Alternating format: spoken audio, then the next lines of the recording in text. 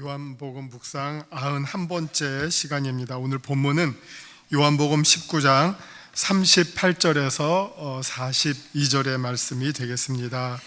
요한복음 19장 38절에서 42절까지의 말씀 제가 먼저 읽겠습니다. 아리마대 사람 요셉은 예수의 제자이나 유대인이 두려워 그것을 숨기더니 이 일 후에 빌라도에게 예수의 시체를 가져가기를 구하매 빌라도가 허락하는지라 이에 가서 예수의 시체를 가져가니라. 일찍이 예수께 밤에 찾아왔던 니고데모도 모략과 침향 섞은 것을 100리트리쯤 가지고 온지라. 이에 예수의 시체를 가져다가 유대인의 장례법대로 그 향품과 함께 세마포로 쌌더라. 예수께서 십자가에 못 박히신 곳에 동산이 있고 동산 안에 아직 사람을 장사한 일이 없는 새 무덤이 있는지라. 이날은 유대인의 준비일이요 또 무덤이 가까운 고로 예수를 거기 두니라. 아멘. 네, 오늘은 제목이 예수님의 무덤이고요. 말씀 요점을 먼저 보고 그 다음에 본문 살펴보겠습니다. 말씀 요점입니다. 예수님께서 십자가에 죽으신 후 시신의 처리와 무덤으로의 매장의 과정이 소개됩니다. 아리마대 사람 요셉과 니고데모가 등장합니다. 이들은 모두 산헤드린 공의회의 의원이면서 그동안 자신이 예수님의 제자였다는 사실을 숨겨왔으나 이제 공개적으로 드러내는 행동을 용감하게 취합니다. 예수님의 시신을 인수하는 역할과 또 향유로 처리하기 위해서 자신을 드러냅니다. 이런 내용이 오늘 등장합니다. 오늘 이 본문은요, 예수님 돌아가신 직후에 어떻게 장사 지내게 됐는지 그 과정을 소개하는데요. 특이한 사실은 이 예수님의 장례의 과정에 주도적인 역할을 하는 두 사람이 등장해요. 근데 두 사람은 모두 유대인의 고위 관료 산헤드린 공의회의 위원입니다. 로마의 그 식민지 정책은 아주 독특했어요. 그래서 어떤 정책을 취했냐면요, 자기들이 이제 정복한 땅에 종교의 자유를 인정해 줬어요. 그래서 유대인들은 유대교를 정치적으로는 로마의 식민지지만 종교적으로는 유대인들이 유대교를 마음대로 믿을 수 있는 종교의 자유를 일단 허락해 주고요. 그 다음에 또 이 유대교 이스라엘은 이 종교의 자유와 함께 자기들 나름대로의 자치기구가 있었어요. 그게 산헤드린 공의회, 약 70명의, 우리식으로 말하면 70명의 대의원, 국회의원 제도를 인정해 줬어요. 그러니까 이 사람들과 로마의 총독이 협의하면서, 물론 로마의 총독이 조금 더 지배권을 갖겠죠.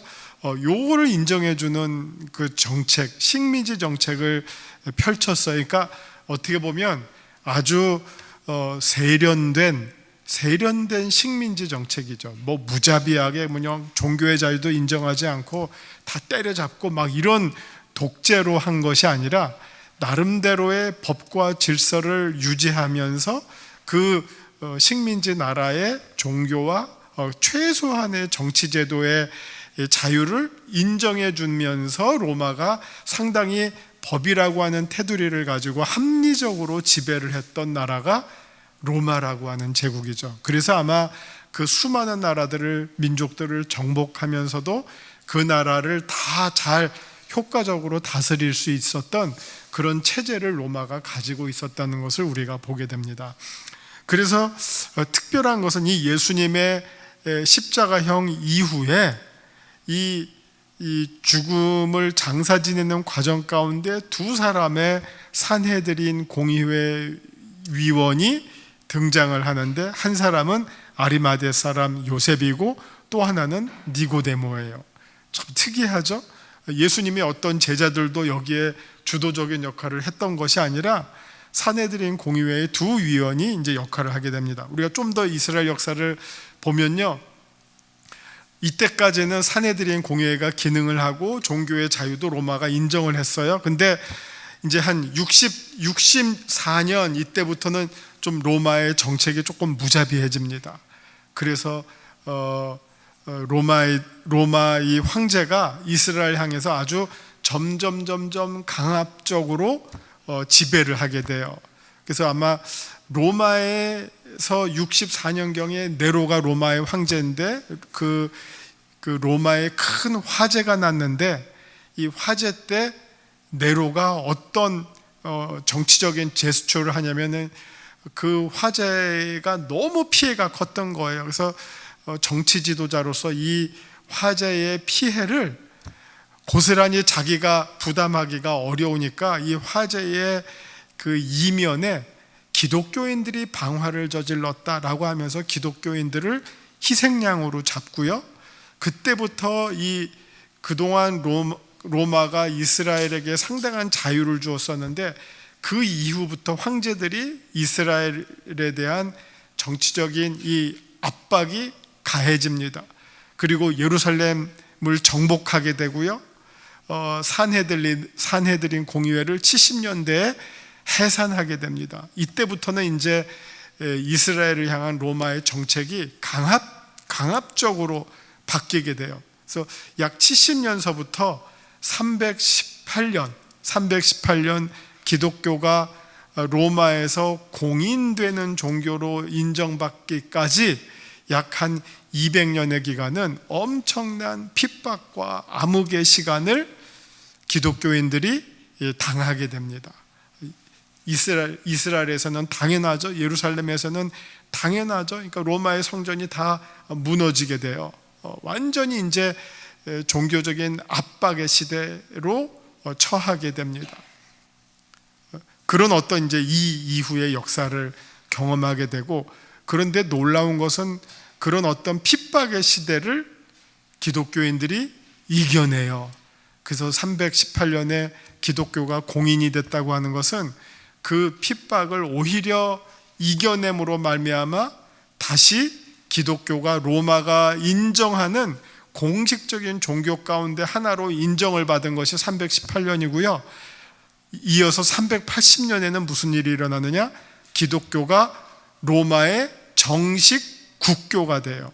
그러니까 이 역사가 기가 막힌 거죠. 이때 지금 여기 아리마대 사람 니고데모가 등장할 때는 아직 기독교가 핍박받기 전인데, 이때로부터 약 한 30년 후서부터는 기독교가 정식으로 핍박받기 시작하고, 그런데 그 핍박의 시기를 약 한 250년을 지나오면서 거꾸로 기독교가 로마로부터 인정을 받게 되고, 그로부터 또 약 한 60년이 지나서는 기독교가 로마의 유일한 국교로 자리 잡게 되니까 이런 어떤 역사가 이제부터 시작이 되는 거죠. 근데 그 역사가 시작할 때 두 사람의 유대인의 관원의 이름이 예수님의 십자가 직후에 등장합니다. 그게 바로 아리마대 사람 요셉과 니고데모라는 두 사람이 이제 갑자기 등장하잖아요. 그 전에 이 사람들의 역할은 아주 미미했죠. 아리마대 사람 요셉은 지금 처음 등장하고요. 니고데모는 앞서서 한 2번 등장했어요. 요한복음 3장에 밤에 예수님을 몰래 찾아온 관원 니고데모가 등장했죠. 그 다음에 7장에 보면 막 바리새인들이 예수님을 공격할 때 은근슬쩍 변호하는 사람으로 니고데모가 등장합니다. 그의 말이 참인 것 같은데, 그의 말이 거짓이었으면 여태까지 이런 일들이 안 일어났을 텐데 하면서 소극적이지만 또 한편으로는 적극적으로 예수님을 공개적으로 은근히 변호하는 역할을 했던 사람이 니고데모예요. 근데 이 아리마대 사람과 니고데모가 지금 요한복음 19장 마지막 부분에서 공식적으로 요셉 말로 커밍아웃 하는 거죠. 자기들의 입장을 드러내는 거예요. 자기들이 어떤 사람인지를 드러내는 장면이 사실 오늘의 본문입니다. 요한복음 12장을 한번 보시겠어요? 그 앞에 12장 42절. 이때 이제 이런 암시가 있었어요. 요한복음 12장 42절. 그러나 관리 중에도 그를 믿는 자, 그는 예수님이죠. 예수님을 믿는 자가 많되 바리새인들 때문에 드러나게 말하지 못하니 이는 출교를 당할까 두려워함이라. 이미 이제 예수님의 이 사역을 보고 예수님의 말씀을 보고 관리들 가운데도 저분이 오실 메시아인가 보다 라고 관심을 갖고 믿게 된 사람들이 생겨나기 시작했어요. 근데 아직 그들의 믿음이 화끈하지를 못해서 믿기는 믿지만 그 믿음을 확 드러내서 공개적으로 나 예수의 제자다, 나 예수님 믿는 자다 라고 말할 수가 없었다는 거예요. 왜? 그 말하는 순간 다 잘리잖아요. 그것을 공개하는 순간 그들이 아직 잃을 것이 너무나 크기 때문에 저울질했겠죠. 뛰쳐나갈까? 나 드러낼까? 근데 드러내면 어떻게 되죠? 그동안 자기들이 누려왔던 모든 기득권을 잃게 돼요. 그러니까 이제 저울질하니까 아직 그러기는 내가 조금 약하지, 내가 잃을 것이 더 커 보이지. 그러니까 감히 나 예수님을 믿는다라고 하는 말을 드러내지 못하고 그냥 숨어서 혼자 마음으로만 그렇게 생각하고 예수님을 멀리서 응원하고 그냥 전전긍긍하고 그랬겠죠? 그랬던 사람들이 이제는 드러냈어요. 이런 행동을 하면 너 누구냐 하면 나 예수에 대해서 좋게 생각하는 사람이야, 혹은 나 예수님의 제자야, 나 예수님을 인정하고 따르는 그리스도인이야, 이렇게 자기를 드러내는 행동이죠. 뜬금없이 이 자리에서 이런 엄혹한 순간에 누가 감히 빌라도에게 가서 예수님의 시체를 나에게 주십시오, 네가 뭔데, 너 왜 그러니, 이를 물을 거 아니에요. 그럴 때 최소한 그런 행동을 하면 예수님에 대해서 긍정적으로 생각하는 사람이잖아요. 뭔가 예수님과 끈이 있는 사람이잖아요. 커넥션이 있는 사람이잖아요. 그것을 지금 드러내면 그거에 따른 불이익이 옴에도 불구하고 이제는 그 불이익을 내가 감수하고서라도 예수님의 시신을 달라고 하는 일이 더 중요한 일이다. 예수님의 장사를 준비하는 일이 내 신분이 드러난다 하더라도 내가 그거에 따른 피해를 감내하면서라도 적어도 내가 이 정도의 일은 하겠다라고 등장했던 사람이 두 사람인데, 그게 아리마대 사람 요셉과 니고데모가 오늘 본문에 그런 상황에서 지금 자기 자신을 드러내는 일을 하게 되는 그런 순간입니다. 아시겠죠? 자, 이제 그러면 38절부터 보겠습니다. 아리마대 사람 요셉이 예수님의 제자이나 유대인이 두려워 그것을 여태까지 숨겨왔더니 이 일 후에 빌라도에게 예수님의 시체를 가져가기를 구하매 빌라도가 허락하는지라 이에 가서 예수의 시체를 가져가니라. 이렇게 쓰고 있는데 이제 여기는 여러 가지의 그 배경이 보여지고 있죠. 아리마대 사람 요셉은 이미 은근히 예수님의 제자가 된 사람이에요. 근데 그거를 지금까지는 아직 드러내지 않았어요. 근데 지금 이 순간에는 그것을 드러내고 빌라도에게 가서 시체를 달라고 해요. 그럼 또 빌라도의 반응도 중요하죠. 만약 빌라도가 예수님의 십자가 처형을 정말 자기 확신으로 적극적으로 했던 사람이면 아리마대 사람 요셉이 시체를 달라고 할 때 어떤 반응을 했겠을까요? 이놈 봐라, 너도 예수를 따르는 자였네. 괘씸한지고 안 주든지 뭔가 자기의 소신에 따른 행동을 했겠죠. 지금 이제 와서 보니까 당신도 예수님을 따르는 사람이었네, 아니 하면서 뭔가 자기의 적극적인 반응이 여기 나왔을 거예요. 근데 여기를 보시면 어떻게 빌라도의 반응이 나옵니까? 그냥 거기에 대해서 관심이 없어요. 시체를 주는 일에 대해서 큰 의미 부여를 하지 않아요. 이것은 뭘 말합니까? 빌라도가 여기까지 해온 행동이, 예수님을 십자가에 매달고 했던 이런 행동이, 십자가 처형을 결정하고 했던 행동이 그렇게 자기 확신에 꽉 차서 자기가 열심으로 했던 행동이 아니라 그냥 밀려서 했던 행동이에요. 그러니까 달라고 하니까 그래 그럼 주지 뭐, 이 정도예요. 우리가 어떤 행동을 할 때 자기가 막 소신을 가지고 열심히 하는 행동이 있는가 하면 그냥 밀려서 하는 행동이 있잖아요. 지금 이 빌라도의 행동을 보면 아리마대 사람 요셉이 예수님의 시체를 달라고 하니까 뭐 달라면 주지 뭐 이 정도예요, 반응이. 그만큼 지금 빌라도는 여기까지 자기 확신을 가지고 이어져 온 행동이 아니었고 밀려서 온 행동이에요. 그랬더니 지금 이 순간에도 아리마대 사람 요셉이 시체를 달라고 하니까 그래 그러면 주지 뭐 하면서 철저하게 처음부터 여기까지 빌라도는 소극적으로 자기 의사에 상관없이 떠밀려서 행동해 왔다고 하는 것을 보여주고 있는 그런 어떤 장면을 우리가 알게 됩니다. 그래서 아리마대 사람 요셉은 큰 저항 없이 뭐 별다른 어려움 없이 손쉽게 빌라도로부터 또 예수님의 시체를 얻게 됩니다. 또 여기에 등장하지 않지만 그동안 예수님을 십자가에 못 박으려고 막 주도했던 대제사장들이나 바리새인들의 역할이 드러나지 않잖아요. 그러면 왜 그랬을까요? 그들의 목적은 이미 이루어졌어요. 예수님 죽이면 끝이에요. 이제 골치 아픈 거 이제 다 처리했다, 끝. 그런데 뭘 거기에 대해서 집착했겠어요? 이제 게임은 다 끝났는데.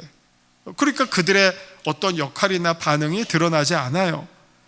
그러나 예수님에 대해서 그 끈을 더 가지고 있었던 아리마대 사람 요셉은 모든 사람들이 다 관심을 끊고 이 게임이 이제 다 끝났다라고 하는 이 순간에 오히려 찾아가서 예수님의 시체를 달라고 하고 그 예수님의 시신이 이대로 그냥 버려져서는 안 되겠다, 자기 어떤 마음이 거기에 있는 거죠.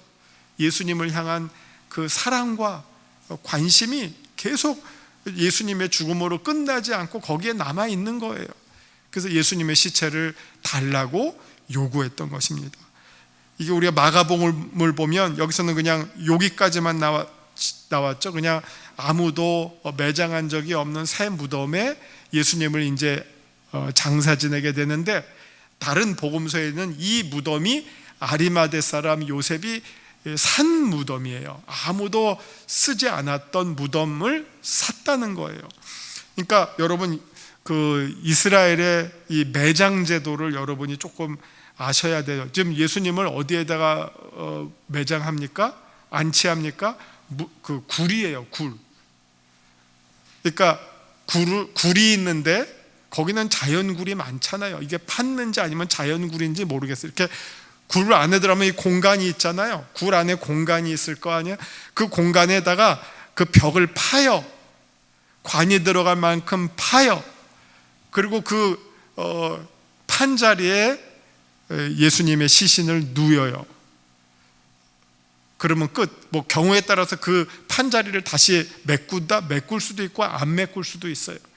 중요한 건 이렇게 굴이 있으면 그 굴의 한쪽 벽면을 이렇게 요만큼 파서 시신을 안치할 만큼 파놓고 거기 시신을 안치해요. 또 반대쪽 뭐 여러 공간이 나오니까 거기에 이렇게 칸칸이 공간마다 벽을 따라서 시신이 들어갈 만큼 파고 거기다가 시체를 둬요. 그리고 동굴 입구를 막으면 끝이에요. 누구 다음 사람 또 할 때 동굴 입구를 열고 또 벽에 또 한 자리를 파서 거기다가 또 시신을 놓으니까 그 묘가 어떻게 됩니까? 공동묘지처럼 쓰여지게 되는 거죠. 그리고 가족묘지처럼 쓰여지게 되는 거예요. 할아버지 누이시고 증조 할아버지 누이고 아버지 누이시고 어머니 누이시고, 그런 식이에요. 이 가족묘처럼 쓰게 되는 거예요, 그 동굴 하나를. 그런데 그 동굴묘를 지금까지 어느 누구도 그 안에서 누구를 장사 지낸 바가 없던 새로운 동굴의 묘를 아리마대 사람이 마련을 해서, 그러니까 이게 상당히 이걸 하려면 돈도 있어야죠. 그 무덤을 사야 될 거 아니에요. 그리고 힘도 권력도 있어야 되겠죠. 그렇게 해서 마련한 묘에, 아리마대 사람이 그렇게 마련한 묘에 예수님의 시신을 안치하려고 이렇게 일을 꾸몄다 하는 겁니다. 그 다음에는 누가 등장합니까? 39절에 두 번째 등장하는 사람은 일찍이 예수께 밤에 찾아왔던 니고데모도 모략과 침향 섞은 것을 100리트리쯤 가지고 온지라. 또 이제 각자의 역할이 있었네요. 그죠? 아마 요셉과 니고데모가 서로 소통했을 것 같아요. 내가 이 무덤을 마련하니까, 그러니까 이제 니고데모, 그러면 내가 예수님의 그 장사를 내가 이제 구체적으로 한번 준비하겠다. 시신 처리하는 거. 그러니까 다 그 시신에다가 향유를 바르고 그 다음에 우리 수의 입히듯이 세마포로 감싸고, 이런 일들은 내가 준비해 오겠다 하고 니고데모가 또 자기의 역할을 해서 그거를 잔뜩 준비해 가지고 그 무덤으로 찾아옵니다. 여기 지금 100리트리쯤 가지고 왔다. 이게 요즘 그 도량법으로 하면 이게 30kg예요. 30kg. 그러니까 어마어마한 양이죠. 충분한 양이죠. 이거 뭐 찔끔찔끔 바른 게 아니라 아낌없이 그냥 예수님의 그 장례를 준비했는데, 이 양은 거의 왕들에게 쓰여졌던 양이래요. 보통 사람은 이만큼 안 쓰나 봐요. 근데 이 정도 양은 왕의 장례를 준비하는 물량을 니고데모가 준비해 가지고 왔어요. 그러니까 이게 두 사람의 역할이 지금 예수님 돌아가신 이후에 아주 중요한 역할을 하는 것으로 등장하고 있습니다. 40절, 이에 예수의 시체를 가져다가 유대인의 장례법대로 그 향품과 함께 세마포로 쌌더라. 이렇게 해서 이제 장례가 치러지는 그 장면을 여기서 보여주고 있는 거죠. 그러니까 뭐 공식 비공식적으로 예수님의 장례를 거의 왕급으로 새로운 무덤에 모시게 되는 그 상황을 두 유대인의 관원, 그러나 이미 예수님의 제자가 된, 크리스찬이 된 두 사내들인 공의회의 의원들을 통해서 예수님의 장례가 이렇게 진행되었다 하는 것을 보여줍니다. 41절, 예수께서 십자가에 못 박히신 곳에 동산이 있고 동산 안에 아직 사람을 장사한 일이 없는 새 무덤이 있는지라. 자, 어디로 모시게 되었느냐? 이 요한복음에서는 요한이 특별히 예수님의 이 마지막 그 행적이 벌어지는 곳을 다 동산이라고 계속해서 일관되게 표현하고 있어요. 기도하신 곳도 동산, 잡힌 곳도 동산, 묻히신 곳도 동산, 부활해서 나타나신 곳도 동산. 이거는 이제 이 요한이 아마 이쪽 지리를, 요한은 아마 그쪽 지리에 대해서 잘 알고 있었고 그거를 아마 동산이라고 늘 표현했던 사람이었던 것 같고요. 그래서 지금 동산으로 표현하고 있어요. 거기서 아주 익숙한 곳이었다는 것을 우리가 알 수 있습니다. 그러면서 이제 42절, 이 날은 유대인의 준비일이요 또 무덤이 가까운 고로 예수를 거기 두니라. 이 안식일의 준비일, 그리고 안식일 날 우리가 걸어갈 수 있는 유대인들의 범위가 있어요. 뭐 마음대로 걸어갈 수 있는 게 아니라 어느 정도까지만 걸어갈 수 있기 때문에 가까운 지역, 다 그 동산의 범위 안에 있는 곳에서 잡히시고 십자가에 달리시고 또 매장하시고 장사 지낸 바 되시고 하는 것들이 다 이렇게 한 세트 안에서 이루어지게 되는 것을 요한이 이렇게 기록하고 있습니다. 이렇게 보셨어요. 이제 말씀 산책 부분을 보시면서 정리해 드리겠습니다. 유인물 보실게요. 38절, 아리마대 사람 요셉이 등장합니다. 요셉이라는 이름이 많잖아요. 근데 그 여러 요셉을 구분하기 위해서 이 요셉은 아리마대 출신의 요셉입니다 하는 거죠. 예수님이, 예수라는 이름이 아주 흔해요. 그래서 그 예수님을 구분하기 위해서 나사렛 출신 예수, 이런 거랑 똑같아요. 마리아가 얼마나 많아요. 우리 앞에 보면 요 앞에 그 예수님 십자가 지켰던 마리아가 셋이나 나와요. 예수님의 어머니 마리아, 글로바야의 마리아, 막달라 마리아. 마리아가 많으니까 거기다가 이제 또 마가의 엄마 마리아도 나와요. 마가의 엄마 마리아. 그러니까 여러 마리아가, 여자 이름 뭐 누구 우리 교회도 어떤 이름은 ABC 이렇게 오늘 요람 받으시는데 ABC 뭐 1, 2, 3, 4 계속 나오는 이름 있잖아요. 누구라고 안 해도 아시잖아요. 그러면 어느 영자냐, 뭐 여기 1번, 2번, 3번, 4번 해야 되는 것처럼 마리아가 워낙 흔한 이름이니까 그 마리아를 구분하기 위해서 막달라 출신의 마리아 하는 것처럼 이번에 요셉도 아리마대 출신의 요셉 이렇게 나오죠. 니고데모는 흔치 않은 이름이니까 니고데모 한 번만 쓰면 끝. 그런데 요셉은 많으니까 이렇게 이제 구분이 됐겠죠. 아리마대 출신의 요셉이 등장합니다. 마가복음 15장 45절에 따르면 그는 산헤드린 공의회의 위원이었고 그동안 예수님의 제자였다는 사실을 유대인들에게 숨겨왔지만 이제는 당당히 빌라도에게 예수님의 시신을 달라고 요구하면서 자신을 드러냅니다. 이게 어느 순간에는 믿음이 드러내는 믿음으로 성숙해야 되겠죠. 이게 많은 그리스도인들이 주일날은 교회 오지만 주중에는 뭐 직장이나 어디 공적 자리에서는 자기가 예수 믿는 거를 숨기는 사람들이 많잖아요. 왜? 그거 알리면 부담이 되잖아요. 이제 많은 시선이 자기에게 모아지고 너 예수 믿는 사람이 이렇게 행동해도 돼? 라는 게 이제 좀 부담이 되니까 숨기잖아요. 그런데 지금 니고데모도 그동안은 숨겨왔으나 이제는 드러낼 때가 됐다라고 하고 자신을 드러내는 것이죠. 요한복음 12장 42절에서 말하던 관리 중에서 예수님의 제자가 많았다 하는 그 관리 중에 하나가 되겠죠. 그들이 바리새인들이 두려워서 숨겨왔던 사람들 중 한 사람으로 보입니다. 그러나 이제는 당당하게 빌라도에게 예수님의 시신을 장사지내기 위해서 달라고 요구하기에 이르렀습니다. 39절도 마찬가지로 니고데모가 등장합니다. 니고데모는 요한복음에 모두 3번 등장하는데 요한복음 3장에서는 밤에 예수님을 찾아왔던 공의회 위원으로, 그리고 7장 50절 51절 여기에서는 예수님을 변호하는 역할로 니고데모가 등장했습니다. 그리고 오늘 또 이렇게 등장하죠. 이렇게 이름이 나온 걸 보면요, 이 이후에 초대교회에서 아리마대 사람 요셉이나 이 니고데모가 초대교회의 중요한 역할을 했던 인물로 기능했던 것을 우리가 미루어 짐작할 수 있겠습니다. 이번에 니고데모는 향유를 가지고 예수님의 장사를 준비하기 위한 사람으로 등장합니다. 니고데모 일행이 가져온 모략과 침향이 100리틀이라고 하는데 이는 약 30kg에 해당하는 많은 양으로 이 정도의 양은 황제의 장사를 위해 사용되었던 양에 해당된다라고 합니다. 재미있는 사실은 예수님의 직접적인 제자들은 모두 숨은 반면에 유대인의 관리 중 고위직에 해당하는 공의회 위원인 2사람이 끝까지 예수님을 따르면서 예수님의 장사를 준비한다고 하는 점입니다. 이제 이들은 예수님의 시신을 유대인의 장례 방식에 따라 향유를 바르고 세마포로 싸서 무덤에 안치하게 됩니다. 그 무덤은 십자가형이 있었던 골고다에서 가까운 곳으로 요한은 이곳을 동산으로 부릅니다.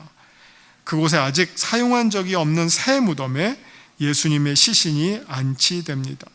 이날은 유대인 준비일이라고 하므로 유월절 전날이면서 안식일이라 이동하는 거리에 제약이 있었고 그런 면에서 가까운 지점을 선택한 것이었기에 그곳에 장사 지내게 되었습니다.